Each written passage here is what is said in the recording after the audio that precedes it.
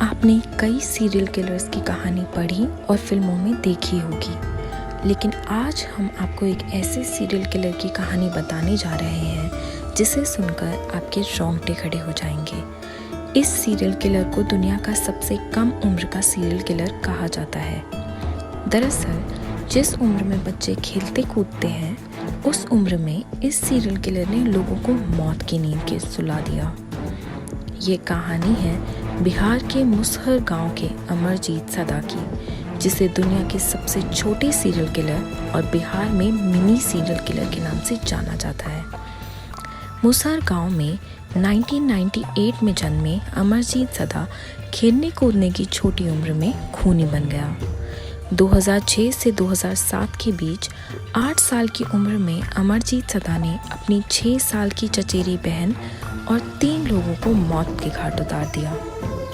बताया जाता है अमरजीत सदा ने कथित तौर पर पहला कत्ल तब किया जब उसकी उम्र केवल 7 साल थी। सदा की पृष्ठभूमि के बारे में वैसे तो बहुत कम जानकारी है, लेकिन माना जाता है उसका जन्म एक गरीब परिवार में हुआ था। उसके पिता मजदूरी करते थे। 2006 में अमरजीत सदा ने कथित तौर पर अपनी 6 साल की चचेरी बहन यानी अपने चाचा के बेटी की ही हत्या कर दी थी।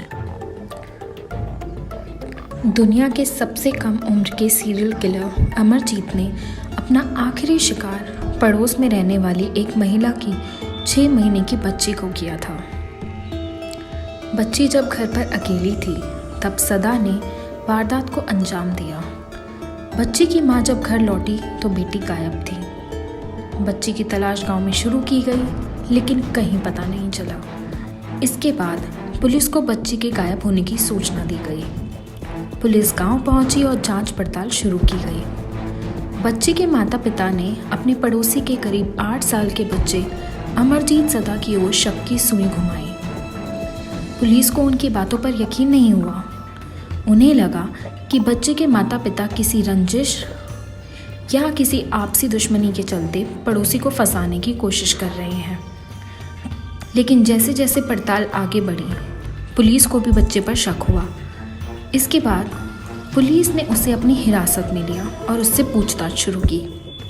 8 साल की उम्र में पुलिस के पास बैठा हुआ अमरजीत सदा बिल्कुल शांत और निश्चिंत था। जब पुलिस ने उससे पूछा कि बच्ची कहाँ है, तो उसने जवाब दिया, पहले बिस्किट दो तभी बताऊंगा। कुछ घंटों बाद अमरजीत सदा ने पुलिस के सामने स्वीकार किया कि वह पड़ोस की बच्ची को ले गया और उसे ईंटों से मारा, फिर गला घोंटकर उसकी हत्या कर दी। अमरजीत सदा पुलिस और गांव वालों को उस जगह भी ले गया था जहां उसने घटना को अंजाम दिया। हत्या के बाद सदा ने बच्ची के शव को खेत में दफनाने की कोशिश की।